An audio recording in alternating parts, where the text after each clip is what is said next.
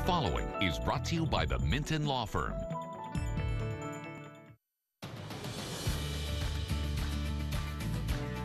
Hey, welcome back into Good Morning Arkansas. Justin Minton from the Minton Law Firm is here. We're talking boating safety, some of the basic rules when you're on the water. These are important to keep in mind, even though it's cold outside. You don't think about going on the water this week. Pretty soon, in 2 weeks, it's going to be spring break. A lot of families like to go out and explore the lakes of Arkansas, the rivers, of course. Justin, thanks for coming in. I know you've got a family of kids. How many kids now? 4. 4 kids. Okay, so they're going to be out on the water, I know, with a lot of other families this summer. And it's important to teach them and everybody else the rules of not the road, but the water here in Arkansas, as we're such a big boating and recreational state. So thanks for coming in and talking about this with us today. You bet. I was hoping to come in and kind of explain some things for the, your recreational type boater. The rules vary depending on if you're on a federal water, navigable river. Lateral markers might be different. So what I kind of really want to focus on is just some basic rules for your, your weekend warrior type person. Okay. Some of the biggest rules and simplest rules are to keep a sharp look at all times. Another one is maintain a safe speed and distance. Of course. And a lot of people think, we get out in the boat, we'll think, well, what are the rules of the road or the water, so to speak? Well, who has the right-of-way? That's really the biggest question. There's really not a right-of-way. When you're on the water, you think of a stand-on vessel and a give-way vessel. What that basically means, the stand-on vessel is the vessel that's supposed to maintain speed and distance and course. Okay. The give-way vessel is the one that yields, basically. And it varies depending on if you're meeting a power boat, a sailboat, and that kind of thing. Size of the boat might vary. Size of the boat can Little vary. boat might need to yield if it's a big boat coming their way. Right. Yes. And so, some of these there are exceptions to everything, Sure, obviously. yeah. But if you're on the water, you're in a power boat, meeting another power boat, both operators should go right. Okay. Just kind of like a highway. Sure. The thing that trips most people up is a crossing situation. Yeah. And, if you've got a boat coming across your bow, which vehicle is supposed to yield? And the vehicle that is on the left, which would be the port side, is the one that should give way or yield to the other vessel. Okay. If you've got a boat approaching you from behind, that boat should be the one that yields. It passes you on either side. Okay. Sailboats, there's a little bit of exceptions there, but just basically think that a sailboat always has the right-of-way, so to speak. Okay. Unless it's passing. That kind of simplifies the rules a little bit. Because change of direction for a sailboat not as easy as someone who's in a power boat, where it's That's obviously right. a little bit simpler. That's right. Yeah, you don't have to go move any ropes or anything like that, which makes sense. Okay, so give way, right away. It's pretty similar to a road. Then we're talking about lights. Right. I think lighting, people love to go camping on the lakes. Of course, a lot of great islands around, and they go boating at night. So what are some of the things we got to remember about lighting and nighttime driving? Well, the lights on boats are set up to mirror what you're supposed to do during the daytime. Okay. So you'll have the side lights, which are actually not on the side, they're on the bow of the boat.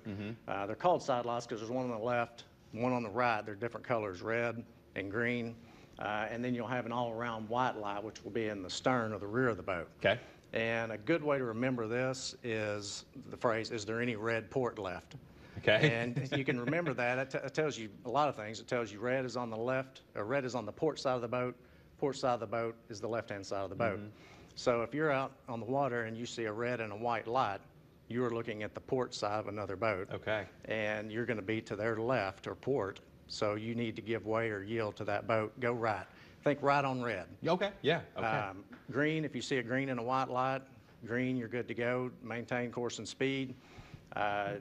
Again, sailboats are a little bit different because the sailboat under sail is not going to have your all-around white light. Okay. It's just going to have a red or a green. Just to let you know which side Right. you're on, And but you're not gonna, the back. Right, and you want to try to pass behind it. That's the Okay. reason why they're there, and hopefully you'll see a huge sail. Yeah, right. Because, I mean, a sailboat, not under sail, it could be powered too, and at that point, it's treated like a motorboat as well. Okay. So, But if the sail's up, you always yield to it. yield to the sailboat. Okay. And then, we talked about sailboat at night. Yeah.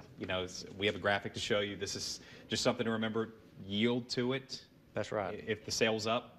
Correct. If it's down, what's the rule here? Well, if it's down and it's moving, Yeah. then, you're going to try to go, well, it's a motorboat at that point in time. So you're going to treat it just the same. You're Just gonna like go, any other motorboat. Yeah, you're going to ride on red, Green, you're going to maintain course and speed. Okay.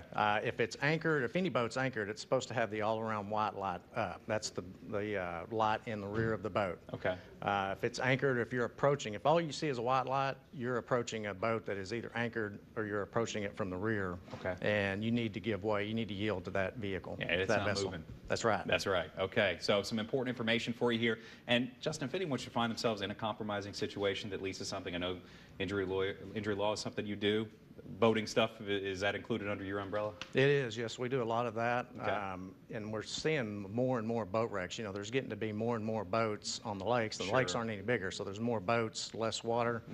You get a lot of people that are, you know, weekend warriors. You know, they're not out there 24/7. They didn't grow up on the lake or something like that. Yeah. And there's a little bit of a learning curve to the rules of the water. Speaking of learning, rules in place. What's the rule for the state of Arkansas for boating licenses? What's the year? 1986. If you're born in 86 or later, go to boat. Well, you can go to the Game and Fish website. Sure. I think it's agfc.com. Okay. Or to boat-ed.com.